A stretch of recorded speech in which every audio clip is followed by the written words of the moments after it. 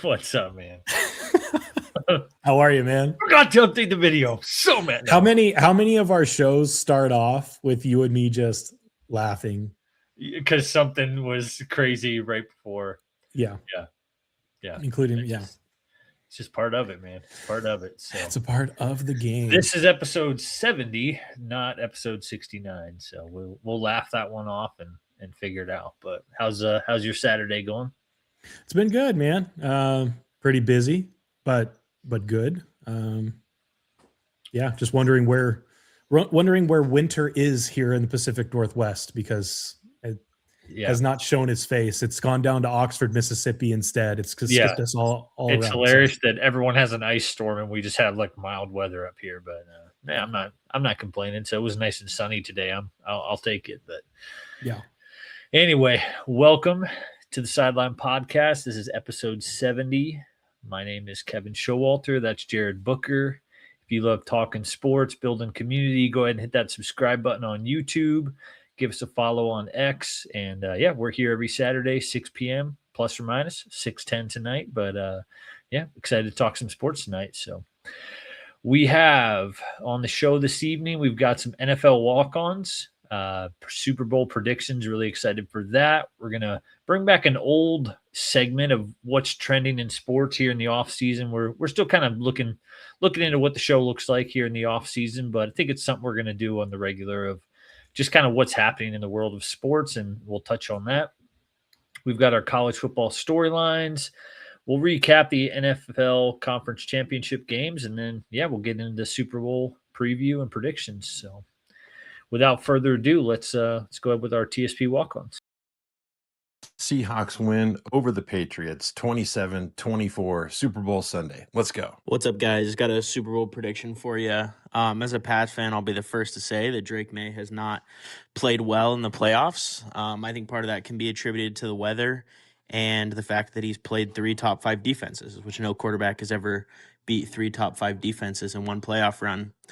I think that in order for the Patriots to win, Drake Maye is really going to have to step up, make some of the throws that we've seen him make in the regular season, and just do it more consistently. He looked pretty rough in the Broncos game, missing some pretty open throws. Kind of felt like the pressure was getting to him. You know, he's a young kid, kind of feeling just that, I've got to step up and lead my team. So I think if Drake Maye is able to ball out and, throw for, high 200s, low 300s, few touchdowns, they can get the job done. Their defense has played great. So my prediction is going to be Patriots 27, Seahawks 24. Hey, this is Kirk from Seattle, talking about Super Bowl. I got Seahawks 38-13. It's an aggressive take, but I think it's one of those games that it's going to get out of hand in the second half. I think like McDonald's defense is going to really kill it. JSN is going to have a big day. And K9, I think, is going to get back some of the touchdowns that Charbonnet would have gotten this year. And this one's going to be done by the start of the fourth quarter. Seahawks 38-13. My official prediction for Super Bowl 60 is New England 26, Seattle 17. Go Pats. How did the Seahawks win on Sunday? As they said in Top Gun, I feel the need for speed. Well, I'm here today to tell you I feel the need for some Rashid Shaheed. His speed could be real difference maker in the Super Bowl. He could do it the classic way, right? On special teams, he could return a punt or a kickoff for a game-breaking score. I get flashbacks to Percy Harvin flying down the field to open the second half for the Seahawks in the Super Bowl 12 years ago. Woo! Gives me goosebumps. Or Shaheed could do it by lining up as a wide receiver and going deep on a go route like he did against the Rams last week. Keep that defense honest, stretch out those safeties so that JSN and Cooper Kupp and Barner can get the easier stuff underneath. But what I'm thinking is actually that Shaheed could be a real good option in the run game. We don't have Zach Charbonnet. K9, Walker's going to need a break now and then. So why not mix in a nice fly sweep at least a couple of times? The Patriots have one of the worst run defenses in the league. I think they're down there around 29th or 30th. We need to exploit that, and I think Shaheed could help with that. The Seahawks are going to more than cover the spread. They're going to win by at least 10. Defense will dominate. They need to get home more than they did against Matthew Stafford, and I think they will. They got to contain that young fella, Drake Maye, make him beat us with his arm, not his feet. And that, I think, is a recipe for success. That and a little bit of Rashid Shaheed speed. Oh, man. What wonderful walk-ons. And this is not up for dispute. So, and because I have the mic, I mean, I know you have a mic as well, so you can say no, you disagree, but I might have the coolest father-in-law in the entire world. Shout out to Matty Ice from Gig Harbor with that last there we go. Rashid Shaheed magic. I think he's on to something. Yeah, it was nice. It was nice. So yeah, thank you, Matt, for sending that in and all the other walk-ons. It was a treat to have you on the show. So we've got a couple comments on YouTube as well. We've got some Seahawks easy. Looks like our only prediction so far on there. But, yeah, anybody else watching along on YouTube, drop your Super Bowl predictions, who you think wins in the comments. That would be sweet. We'll put them up throughout the show. So let's go ahead and jump into some what's trending in sports. And the funny thing is with this graphic, if you're watching in the portrait version, I updated this and I just forgot to upload it. So we've got Joe Brady to the Buffalo Bills twice because that's how excited we are about it. It's such good news. But again, you jump in with any trending things that you've seen come across the X account this week. But I think the big news around sports, especially in the NFL, is just so many coaching hires. And so I have it in my notes here. We've got Joe Brady to the Bills, Jesse Minter to the Ravens, Stefanski to the Falcons, Salah/Dayball to the Titans, John Harbaugh Giants, Todd Monken the Browns, Jeff Hafley the Dolphins, Mike McCarthy the Steelers, and the Cardinals and Raiders are still looking. So it's interesting in this Super Bowl, we've got some recent coaching hires that have turned it around quickly. Of those 8 guys, 9 if we count Dayball, who do you think can turn around the ship fastest of the new coaching hires? I hate to say this. I want to say the Buffalo Bills, but I think with the hire other than that I'm most excited about is actually John Harbaugh going to the Giants. I think that's a great fit. I think I understand the Ravens letting him go. He had a lot of success there, obviously with a Super Bowl included. But John Harbaugh with all that young talent, Scatabo, Dart, I think they're a playoff team next year, I believe. Obviously, I hope Joe Brady is able to get the Bills back into the playoffs and have some magic there. Mike McCarthy to the Steelers is the one that's maybe the most laughable to me. Really? He's kind of just a middling coach. Yeah. I'm not overly, I know he's passionate about the city. It's just, you're going from Mike Tomlin to Mike McCarthy. And so I have a hard time getting on board there. You look like you may disagree with that. I do. I think he's got, of these coaches, there's a lot of head scratchers in my estimation. Like Stefanski has not really done much for the Browns. Robert Saleh getting, like the Robert Saleh with Cam Ward fit. I'm like, I thought they would have brought in like a young offensive mind to kind of go with Cam Ward. So that was interesting. And then, the Dolphins and Browns are just, they're doing Dolphins and Browns type of stuff. But I think McCarthy's record speaks for itself. He's a Super Bowl champion. He wins more regular season games than Tomlin. And especially if Aaron Rodgers comes back, I think it's a perfect hire for the Steelers. But yeah, I think he's going to win games, and I'm thankful he's not coaching the Cowboys anymore. So yeah, I don't hate it. I don't like. It's not like they're guaranteed to win a Super Bowl next year. But of these hires, I think it's Joe Brady to the Bills for the continuity, and then I like Mike McCarthy is kind of my second. John Harbaugh is not that. Like, you've had Lamar Jackson and an elite team for the last 3 or 4 years with nothing to show for it. Like, first or second round playoff exits. He's had a long run in Baltimore. He's been a good coach, but I don't know. I'm not so, and that's just not my Eagles NFC East hate going there, but I'm not so sure he's just going to be an instant success in New York. But that's fair. What about Robert? Sorry, I cut you off there. Robert Saleh. I posted something earlier this week on X. In 2021, the Tennessee Titans had head coach Mike Vrabel, running back Derrick Henry, A.J. Brown and Julio Jones at wide receiver, and then Ryan Tannehill, which I know he's had an up and down season, but that season he was the number 12 ranked quarterback in the league, and they still had a first-round exit to the Cincinnati Bengals. I saw people really excited about Robert Saleh. I'm just like, he doesn't have – you have Cam Ward.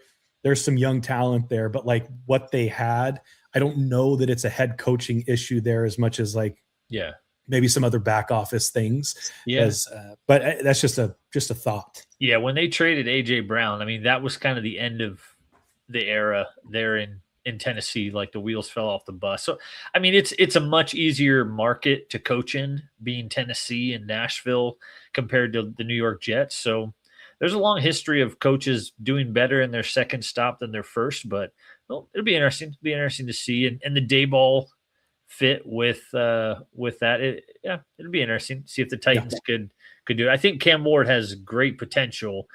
We'll see if this is the regime to unleash that or not. But anything else popping off this week? We've got the Winter Olympics coming up here in a week or so. It's just a sad time of year, man. No more football. We've got one more NFL game. It's just the dog days of the off season already. But anything else buzzing on the internet, or we're full speed ahead on NHL and NBA stuff, which you love so much? Oh yeah, absolutely love it. I mean, I think the Vikings firing their GM is, I mean, that's big news. But and you touched on that, but I don't know. One thing that I heard, I didn't read a heck of a lot about it, but one thing I heard is that he had like a press conference. They like allowed him to have this press conference and like talk about different things, and then like almost immediately after, they're like, "Hey, you want to step into our office? We've got some news to share." So I just thought that was a pretty interesting way to go about things. Do you think? I mean, what do you think about the Vikings over the next couple seasons here? I know the GM only has so much to do with it, but just kind of a big story. Yeah, bizarre situation for sure. Like, I think he was down at the Senior Bowl doing his thing, scouting players, getting ready for the draft, and just they bring him back and just give him the axe. So it's interesting. I mean, he was in a tough situation last year with, like, you just drafted a first-round quarterback. You want to take advantage of quarterback on a rookie contract. Do you pay Darnold and have J.J. McCarthy? Like, it was a tough situation. He clearly chose wrong, and he's paying the price for it. So, I'm sure there's a lot of backstories, but I saw something right before the show, maybe an hour, that the Vikings are in cap like hell for the next couple years. They've got like $75 million tied up with like 10 players or something like that. And so they are, not 75 million. That would be good. It was like 75% of the cap is in like 10 players on the Vikings. So whoever the new GM is, I think they've got one guy that's going to take over for the draft, but then they'll still look for a GM. Got some work to do, but clearly a talented roster. It'll be interesting. Do you think a lot of the pressure came on that gentleman now that Sam Darnold is like in the Super Bowl? Yeah, I think absolutely. Yeah. I mean, I think that is certainly, but the timing is interesting to like wait this late into the offseason. Like, just because Darnold made the Super Bowl, I don't know. The timing is bizarre. So the final swing of the axe, man. Darnold makes the Super Bowl and they're like, yeah, we can't do this. That's right. All right, let's go ahead and bring Duffy in here. What's up, Duffy? Dude, I know you said the winter has been avoiding y'all in the Pacific Northwest, but it's come to me, and I don't really appreciate that. So if we could spread it all back out, that would be great. I had like 50 degrees and sunny today, man. I didn't know what to think. So, yeah. And they're talking about this like bomb cyclone hitting the Carolinas. Like, what is going on in the South? What are you all doing down there? Well, I mean, we weren't supposed to have any precipitation until like next Wednesday, and then just dropped 8 inches of snow last night out of nowhere. So, gosh, yeah, geez. Yeah. Well, welcome to the show. Hopefully, you're staying warm and not driving out in that mess. But why don't we jump right into our college football storylines? What do you got here, Booker? It looks like you got some Deion Sanders, Diego Pavia just scratching right where you itch. So why don't you take us away with one of your storylines for this week? All right, I'm going to start with the funniest one to me. That is Diego Pavia meeting his arch nemesis, and that is the tape measure. At Vanderbilt, he was listed 6 foot, 207 pounds, at the official Senior Bowl measurement, 5'9", and yes, they did say 7'8". So we're it's like when you're 3 or 4 years old and you're like, no, Yeah. I'm 3 3/4 years old. Yeah. So 5'9", 7 and 7/8, and then 198 pounds. My question is like, do they not own, like in college, do they just let these guys choose what they want to be listed at on the official website? What good does that actually do? It's less of a storyline and more of like what's going on here. Like that's a pretty significant difference for someone who's potentially who's looking to go to the NFL. So what's going on here? I think they need to make it all across the board. Just use the same tape measure. Yeah, I think it happens a lot at different positions. Like they're rounding up, especially when I first saw it, I thought it was like clickbaity. But you're saying it is the official measurement from the Senior Bowl. Like, what is it? 5'9" and 7 or 5'8" and 7/8? Like he's not even 5'9". 5'9" and 7/8 is what I just about 5'10". Just about. Just almost there. In cleats, he's playing at 5'10". I don't know. I mean, the ethics of like reporting and stats and stuff like on roster forums. I think a lot of players are doing that, whether it be their weight or their height.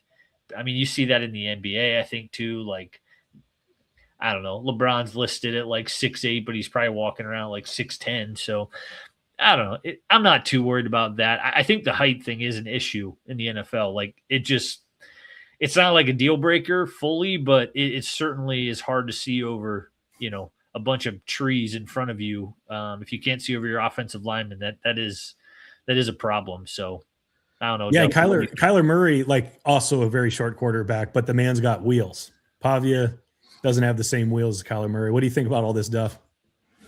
Yeah, I agree with the Kyler Murray thing. I think physically they're around the same. Pavia's a little thicker, a little bit bigger, but I mean less athletic.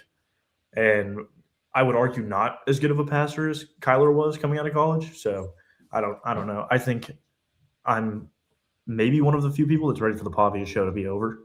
Yeah, you're not alone in that. Two against one here. 2 against 1. Yeah. I'm going Team Pavia, man. I think Kyler, like, he might be faster, and even if he throws a twitch better, it's like the gaming, the distractions, Kyler should have went and played baseball. He's just, I don't know. I mean, he got a $200 million contract, so good for him. But I think Pavia's leadership, and I know it's questionable at times, but like he can galvanize some boys on a football field, and I think that will translate better than Kyler, waiting for the newest Call of Duty to come out. So let's just go ahead and get both of your not hot takey storylines, but what do you got here on Deion Sanders? And then we'll get into some college football schedule release. Okay. Well, before I do that too, I do want to say, like, I understand fudging a little bit on numbers. If I took out my driver's license for the state of Washington, you best believe I put down like I'm a Ken Barbie, like $195, 6'5". So I get that, but I'm not a professional athlete. I'm just someone who gets pulled over. Like I want the cop to think like, oh man, okay, this is good, pretty. Anyway, it happens. So my next one is Deion Sanders. And actually, so I'm not throwing shade at Deion Sanders here, guys. And this is a different speed, a different gear altogether as it has been in the past. I actually really like what he's doing here. So he decided to start charging fines to players. There's a list of different fines, including like you miss practice, you have to pay this much. You're late to practice, you get paid. I actually really like that. I'd love to get your guys' take on that. To me, you're going to pay these guys NIL money, and then there's no accountability to hurt their wallet. I think that's just a little bit backwards and uneven. So I really like that. I'm not sure where that money goes. I don't think it probably goes right into Deion Sanders' bank account. But I really like that. What do you guys think about that? Yeah, I really like it in theory. I am curious because I saw the numbers attached to it, and they are pretty hefty. So I'm curious if there's like variable scale to those payments for how much money you make versus like walk-on guys. Because like you can't, like one of them, like if you miss practice, it's like $5,000. And if a walk-on guy misses a practice, you can't find that kid $5,000. He is not going to have $5,000 to pay you. So I think in theory, it's a great idea. I would love to see the details of it, like really of how it all is going to work and where the money's going to go also. Yeah. I thought I heard, I don't know if it was Nick Saban or it was a coach. It was a coach on some other sports show or something. And they were talking about like guys not showing up to meetings, pretty much the exact same thing that you're describing here. But I think it was Nick Saban, and obviously he was pre NIL era, but his dudes were still making some money, and he was pretty just point blank like, hey, you want to get guys' attention, like final. They won't show up to meetings, they won't, get the grades that they need to get, but you start touching their bank account, it gets their attention. So yeah, I think if they're making money, like that seems fair game to find them and treat them like the adults that they are. I mean, you're a grown man like in college, but you should be held accountable. So I think it's a good thing. Look at you giving Deion some love. It's you might need to make a short out of that because it's not going to happen again. Yeah. There we go. All right. So a story. Well, let's touch on this one. It's kind of our background here. Darian Mensah to Miami. My quick question for you guys here: do we think he's better or worse than Carson Beck for Miami next year? Better as a quarterback. You think he's gonna be better with them?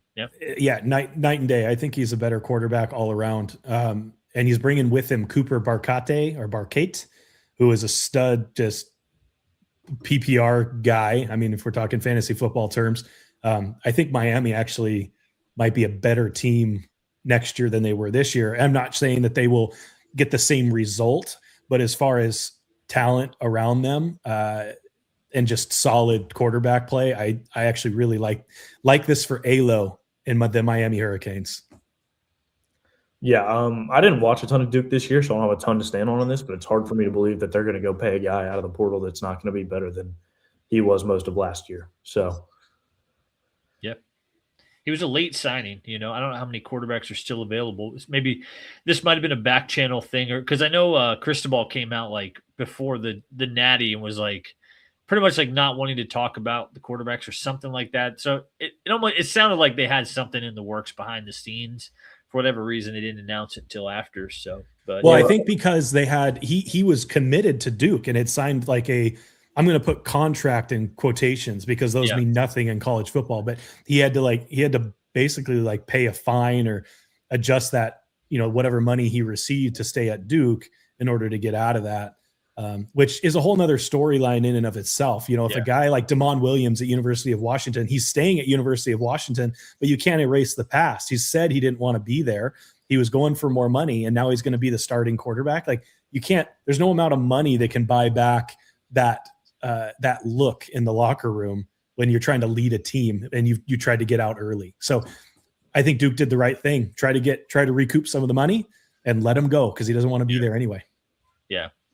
Yeah, there's got to be some sort of check and balance there on. I mean, again, most of these guys are just signing 1-year deals, except for Bryce Underwood. But it's the Wild West, like we've been talking about the last couple of weeks. Let's transition here into Big Ten schedule for this coming season. So you have to squint if you're looking at this graphic on your phone. But just a snapshot of the Big Ten schedule for next year. What stands out to you guys? Who do we think has the easiest schedule, the hardest schedule? Any key matchups you're looking forward to here in the Big Ten 2026?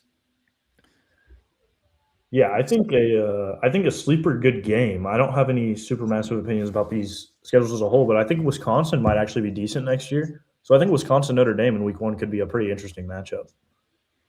Yeah, I want to highlight Northwestern. I read an article earlier this week that Northwestern has one of the toughest schedules in the Big Ten, and I think you can see that reflected here.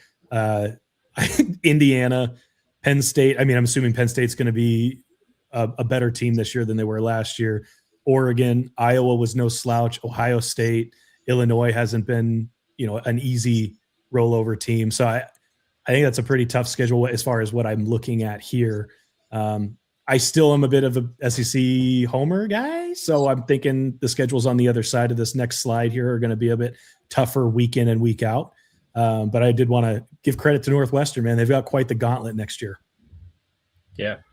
No, I'm excited. I think Penn State drew the easiest schedule in the Big Ten by far, especially with Matt Campbell, Rocco Beck. Like I'm excited. Like maybe Michigan is a 1 loss, but like you said, Wisconsin might be better. So I think the game I'm excited for is the Penn State Michigan week 7. Like, okay, what does the like that's been the problem for Penn State the last 5 to 10 years, even with James Franklin, is like you beat everybody, but you don't beat the big teams. And so I want to see how Matt Campbell does against a Michigan. I can't tell, is that away or home or away? It looks like it is away, so even better on the road against Michigan. Let me see that. Let's what does Indiana got here? They've got Ohio State. Oh, that was the big story this week. Ohio State, Michigan, back-to-back weeks. Just a brutal setup there for Sig. What are your thoughts on that? Yeah, I think Indiana is going to fare just fine. Although it would not surprise me one bit. Ohio State, I think they're going to. They probably. I'm calling it now. I think Ohio State ends up winning that game. I just think to try to beat them again, there's just such a bad taste in their mouth that Indiana's going to have to bring their game. But I know Cignetti is going to do just that and prepare those boys for the war that's going to be. I don't see Michigan being as challenging of a game. I do think they'll be better this year, but they've just had so much going on in this past year. I think they're still 1 or 2 years away from really being contenders. Yeah, absolutely. It's interesting. So much is made of Indiana, but I just saw it as well that Oregon has those two back-to-back as well, right? Am I seeing that correctly? Yeah, they got Ohio State and Michigan. So interesting format here for some of these teams. Sorry, Duff, what were you going to say there? Yeah, I was going to say I'm guessing the SEC sets their conference schedules years in advance, and I'm assuming the Big Ten does as well. But I mean, talk about a brutal attempt to go back to back. They did not make it easy on them. I wanted to circle back on if we have time, the Penn State schedule, man. I'm a little disappointed. I know what Duffy just said is true. They probably set that stuff up years in advance. But a weak schedule for Penn State just doesn't seem right to me. That tells me they absolutely have to win out to make. I mean, you drop any of those games, even to Michigan, I think that you're not, because then your only loss is against a Michigan team and you've beaten all these other teams. Like for Penn State to make the playoff next year, they probably have to go undefeated in the regular season. That's just the nature of having a pretty weak schedule.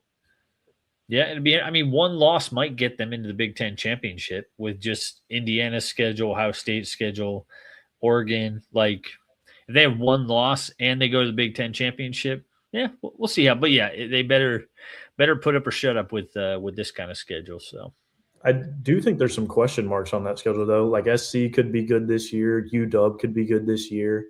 Yeah, Wisconsin could be better. So I think it could end up being a tougher schedule than we think, but as of right now, that's got to be the most favorable draw. Yeah, absolutely. All right, let's jump here to there's SEC. The sweet SEC. There you guys Thank you. You go SEC, but then just recently, I thought you were saying the Big Ten has taken over the top of the mountain in college football. So I think that the field has been evened because of NIL, but the SEC is still the SEC, baby. Yeah. All right, same question. Who's got the easiest, hardest schedule here? Key matchups. What are you guys excited for in 2026? Yeah, I'll start it off. I think the hardest is a competition between Tennessee. Got a pretty rough draw. I think you pick up Alabama, you get Texas, you get LSU, Vanderbilt, and I think Arkansas's got it pretty tough too. They get Utah. I think that game's on the road in week 2, that's not on the SEC. But then they've got a pretty good gauntlet in there too. So, yeah, I'm not sure I'm seeing a weak schedule in here because they all eat each other up throughout the regular season. Yeah. So, any number of these teams they're going to have to face. They're facing a gauntlet to a degree. I'm not sure who has the toughest schedule. It's hard for me to tell. Although Texas, you've got Texas in here in week 2 at Ohio State. So just adding. They're playing the SEC schedule, and then they're like, oh yeah, I guess they did a home and home deal, and so they're taking Ohio State in week 2, which is just adding more difficulty to the already difficult schedule.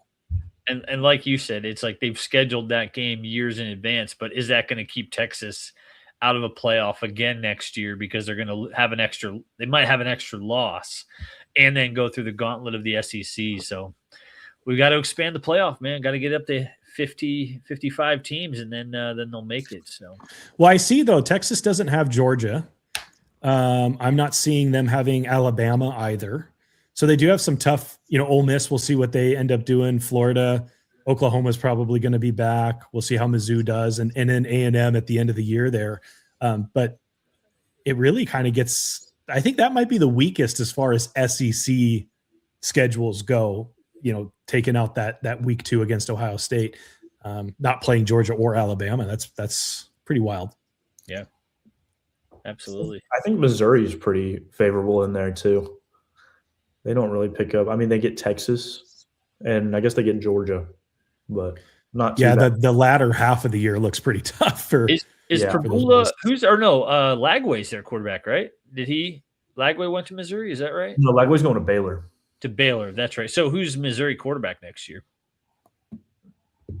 That's a really good question. That's a good question. That is such a good question. Does anyone in the chat know? I think Fabiola entered the portal, but I didn't hear big news about where he went. But yeah. Austin Simmons, it looks like, transferred from Ole Miss. It looks like Austin Simmons will be there, and he's a stud. Yeah, interesting. Well, any other thoughts on college football before we send Duffy? The only other thought I have, and then Duffy, you can send a final thought as well, is if someone can create a time machine that I can go into until end of August, early September, so we can get back to college football, that'd be great. Just send me a DM at TSP_Booker. Thank you. Absolutely. I would say yes, but I'm a little bit of a sucker for college baseball. I love that. So let's get through like the beginning of the summer, and then let's just skip the summer portion, get right into week 0. That'd be great. Yep. There you go. You stay safe out there in that southern ice storm. We'll keep enjoying our sunshine and 50 degrees up here in the Pacific Northwest, just like the weather drew it up. But stay safe out there in the ice, and we'll see you again. Thanks for being on the show, Duff. Thanks, Duff. All right. Thank you guys for taking some time out of your busy day to spend with us, talk some sports. If you're watching on YouTube and you're not subscribed already, go ahead and hit that subscribe button. We appreciate that. It really helps us out. And as we mentioned at the top of the show, if you haven't already, drop your comment on who you think is going to win the Super Bowl, Seahawks or Patriots. Throw a score in there, and that would be awesome. So without further ado, let's get back into it. So let's go ahead. We got Tyler. Let's get Alo in here as well. How we doing, fellas? What's up, guys? Well, now that I saw that SEC schedule that Indiana would just walk through any of those, I'm pretty fired up to discuss the rest of this. Yeah. Alo, how's the weather down there in Miami? You guys got us, dude. You're still 75 and sunny. No, it's like 20 degrees here. That's why I got the flu. It's so cold. I'm so used to like 100. I went and played basketball, and now it's like, dude, right now you can hear the wind. It's like 20 with wind. That's crazy. In Miami? No, I'm in Stewart. It's like 2 hours away from Miami, but it's still South Florida though. Yeah. I mean, it's got to be historic. I'm 2 hours from Seattle, but I'm still in Seattle, and I can't believe I've got the nicest weather of here right now. Is crazy. So, Tyler, you got ice storm, snow. What do you got going on over there? I got it all, man. I got it all. I got 10 inches of snow, a little bit of ice mixed in there. It's been like negative degrees here. It's not been fun. But hey, we got the trophy hoisted in time. They had the party, and then they went and smacked Purdue on the basketball side. So what more can you ask for? It warmed my heart enough that I didn't even have to worry about the snow.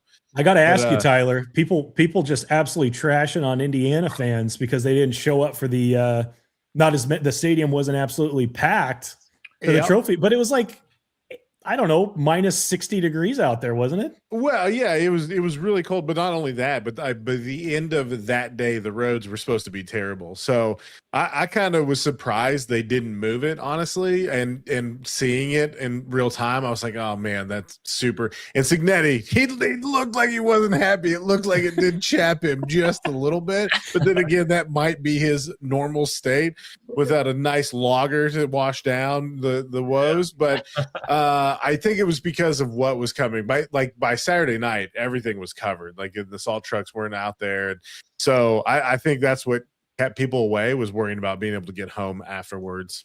That's fair. Resting sig face is just a permanent thing, man. It's true. It's true. Right. That's right. All right. So we're going to do this a little bit different. We aren't going to get straight. Since we only have one game, there's not really around the horn of games to go for. So what I thought we'd do this week is we're each going to make our defense for each of the teams. So we'll start off with the Patriots here. My question for you fellas is what, why, or how can New England win this Super Bowl? I think both teams are legit, have good defense, good offense. But yeah, what are your keys to the game? We'll make our picks here at the end of the show, but let's all just we'll take a turn defending the Patriots, and then we'll give the Seahawks a go. So Booker, why don't you get us started on why the New England Patriots can win the Super Bowl yet again? Well, I loved one of our walk-ons there, and I'm spacing his handle, but he did say, they've beat 3 of the top 5 defenses here in the playoffs to get to where they're sitting. And so I think it's more a product of their defense than a product of their offense.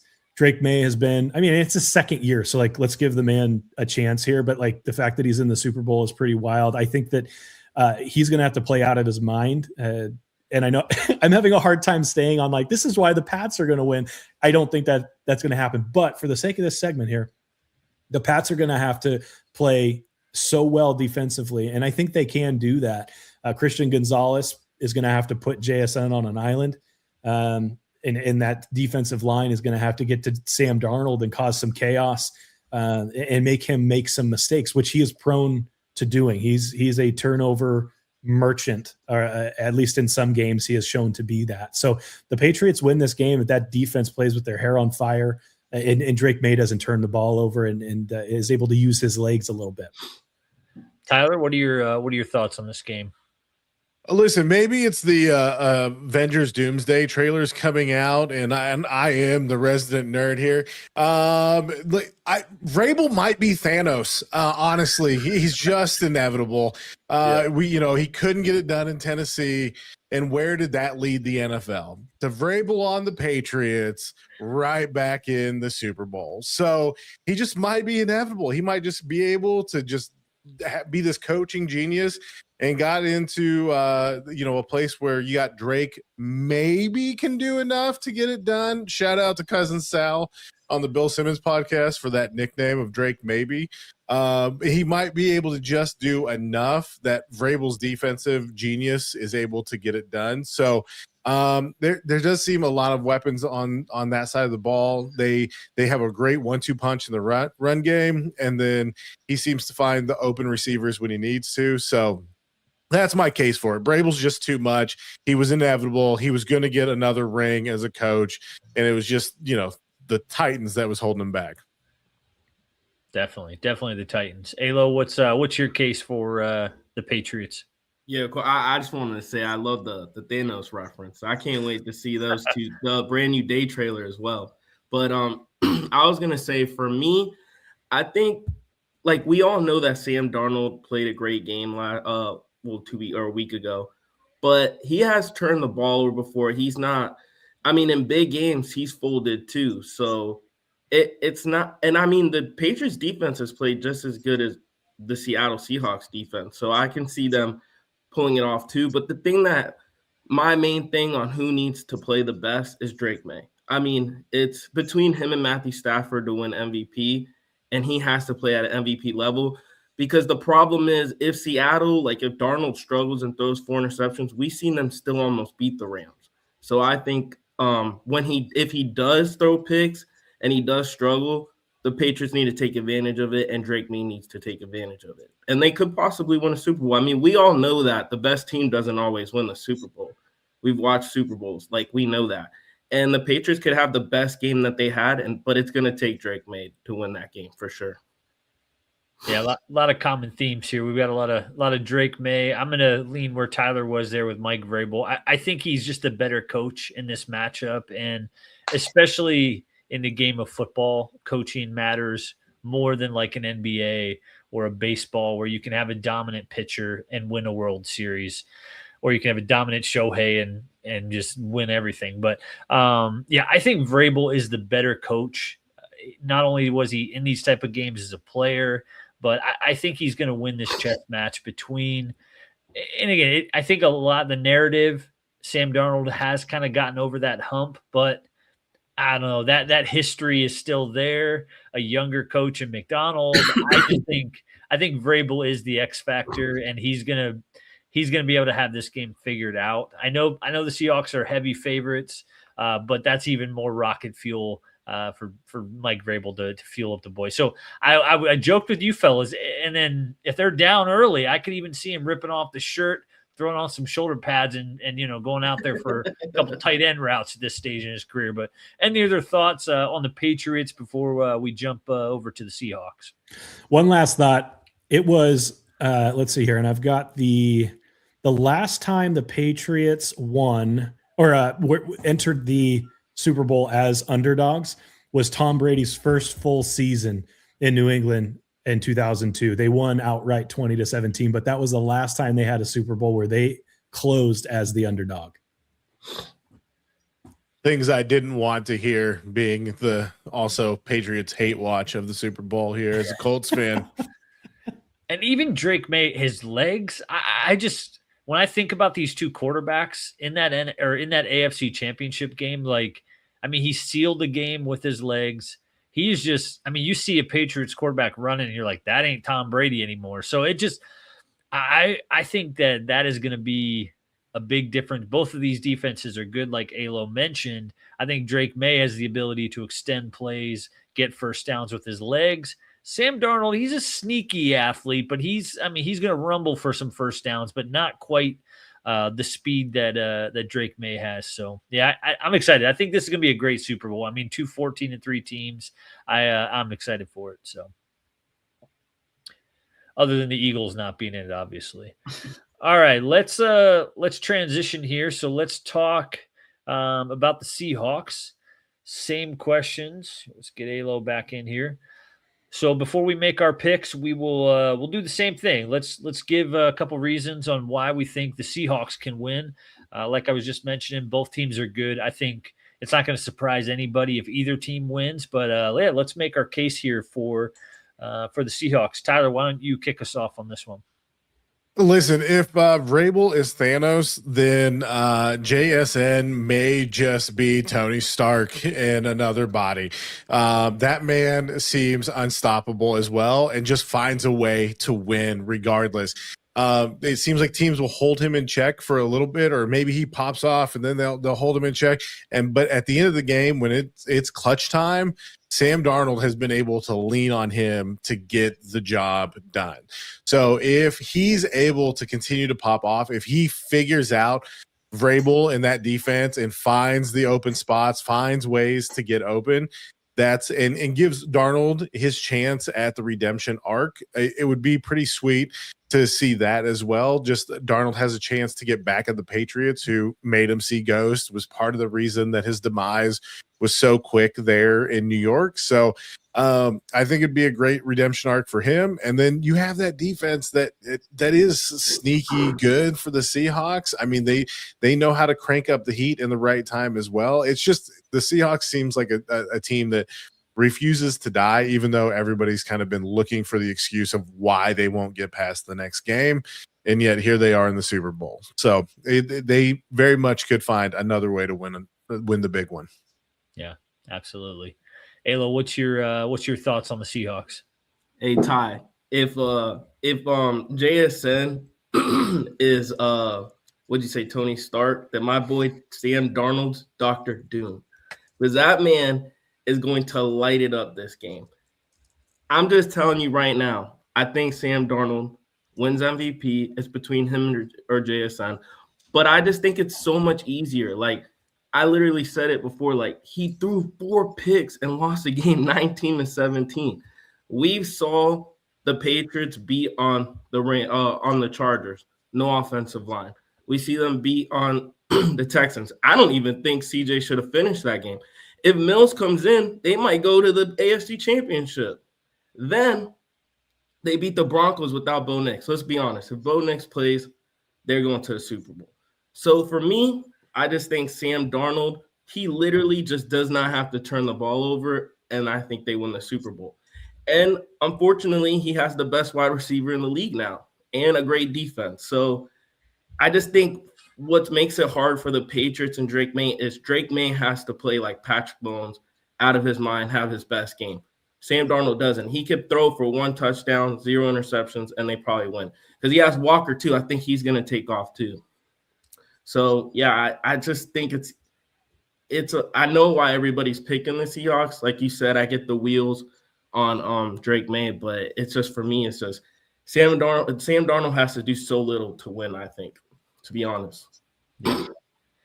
Yeah, I think the Seahawks, I mean, they are just such a well-balanced team. Yeah. Top to bottom. I mean, so many games this year, it's been this, the special teams wins a game, the defense wins a game. You've got the top receiver in the NFL this year with stats. So they can beat you a lot of different ways. I think this comes down to the Seahawks defense has to win the turnover battle. They've got to force Drake Maye to cough it up. If the Patriots can get a lead and lean on the run game and aren't turning the ball over, it could be a long day for the Seahawks. But yeah, I think that the Seahawks defense does what they've been doing all year, forcing some turnovers, winning the special teams battle. I think they are the better overall team. Does that mean I'm picking them? We will see. So, Booker, what are your thoughts on the Seahawks here? Just leaving us in suspense. Oh my gosh. I'm actually not a Seahawks fan. Live in the state, not a Seahawks fan. Mike Macdonald has been such an impressive coach this year and what he's been able to do. I believe the Seahawks were like 4-13 last year.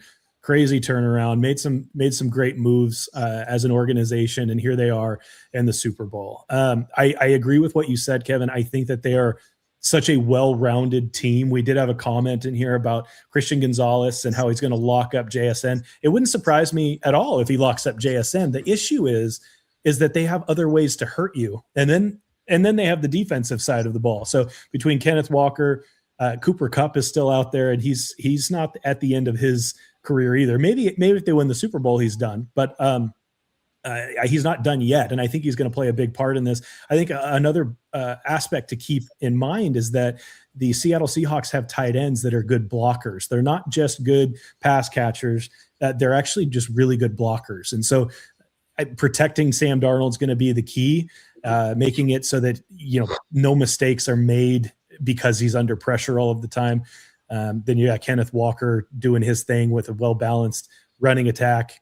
The Seattle defense, though, as long as they don't make any dumb mistakes like Reek Woolen taunting the other team, I think that the game last week against the LA Rams is actually a different score altogether without that undisciplined penalty by Reek Woolen, which turns into a Puka Nacua touchdown for the Rams. And so you've got, let's see, on the defensive side of the ball, DeMarcus Lawrence, Leonard Williams, they've been playing lights out. Nick Emanwuri it's his first, I believe it's his first year here, and he's just tearing it up. Devon Witherspoon, one of the best cornerbacks in the league. So they're just so balanced. They can hurt you in so many different ways. If the Seattle Seahawks win, it's because of their balanced attack on both sides of the ball. Yeah, absolutely. Any other thoughts on this game? I just like how it's two teams that we probably didn't expect to be there in the beginning of the year, to be honest. I do like that. Just to speak to that, they were both entering the season.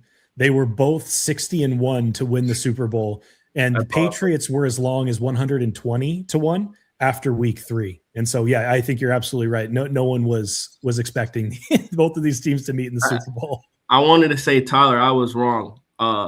Dr. Doom isn't Sam Darnold. It's Mike Macdonald, because he got Sam Darnold to the Super Bowl. That's crazy work. I would never thought in my lifetime of seeing Sam Darnold, he would make a Super Bowl and be the starting quarterback, because he made on the 49ers as the backup quarterback. So it's a heck of a redemption arc if he pulls it off. And he got a GM fired on the way. Vikings kicked him out the door because Sam Darnold made it to the Super Bowl, and it could have been them. So absolutely. Never underestimate Sam Darnold's reach, boys. Just don't do it.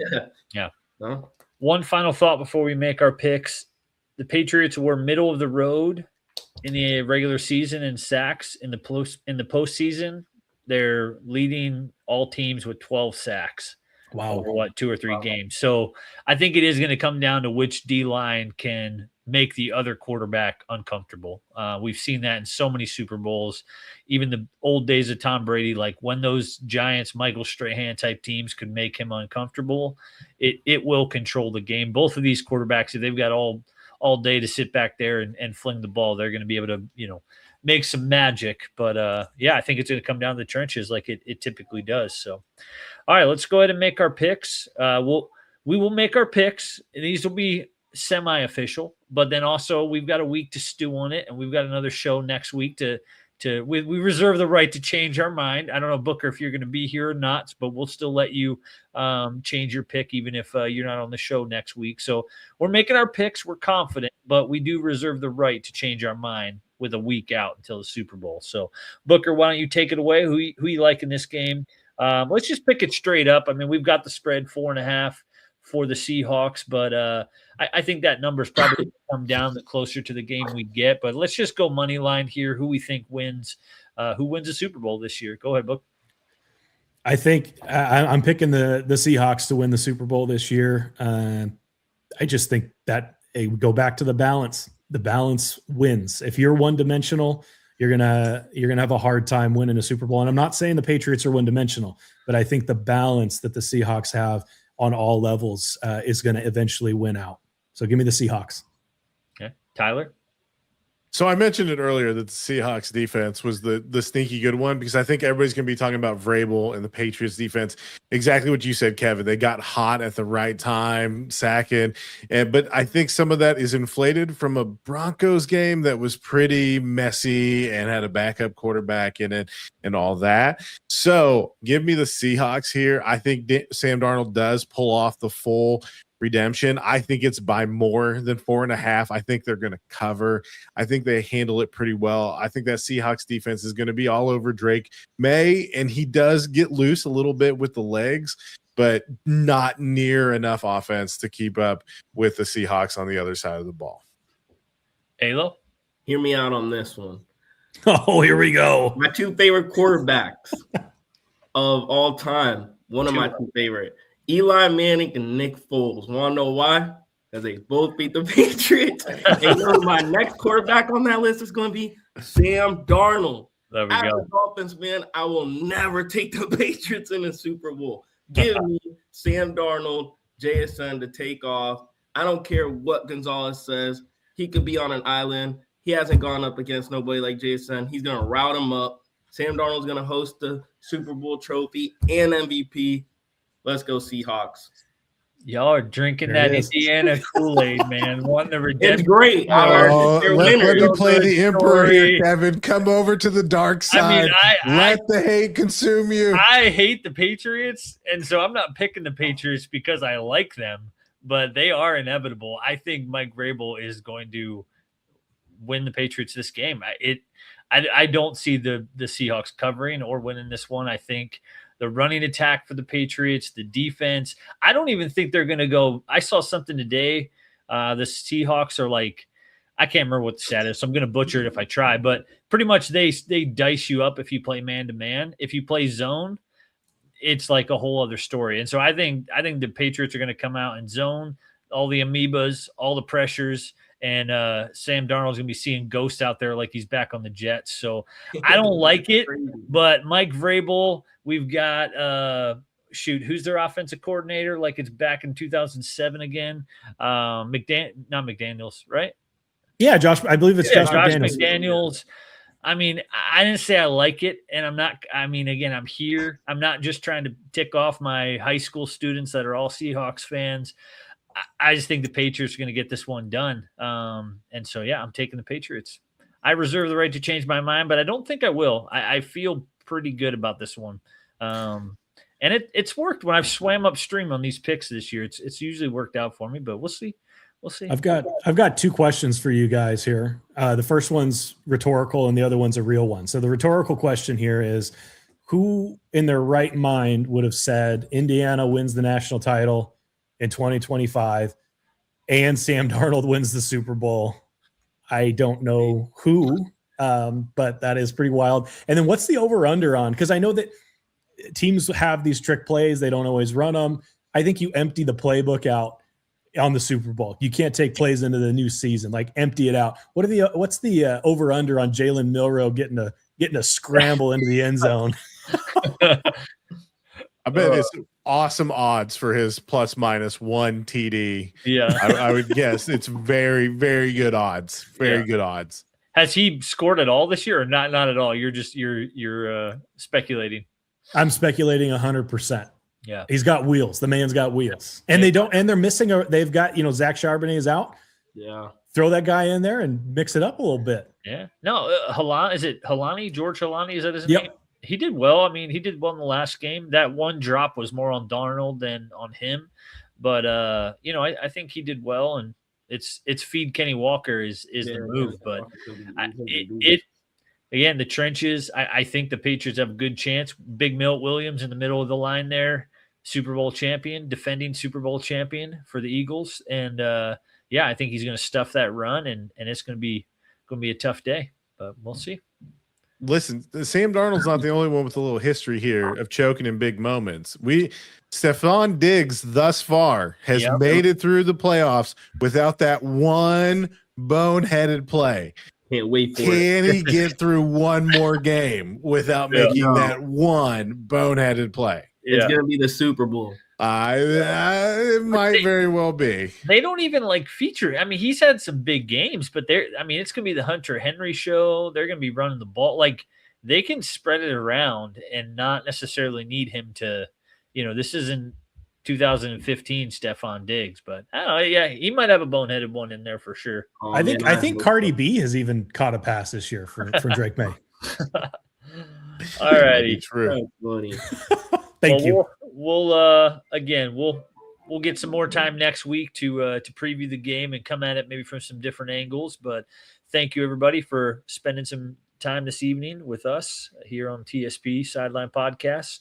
You can follow ALO Leagues on Twitter, Tyler at Mr. Diesel 31. I almost said Mr. Diesel X. I know that's probably somebody else's account. Mr. Diesel 31, TSP Booker, TSP Kevin, HTX Balco. So until next week, we'll see you guys later. Have a good rest of your weekend, and peace out. Oh.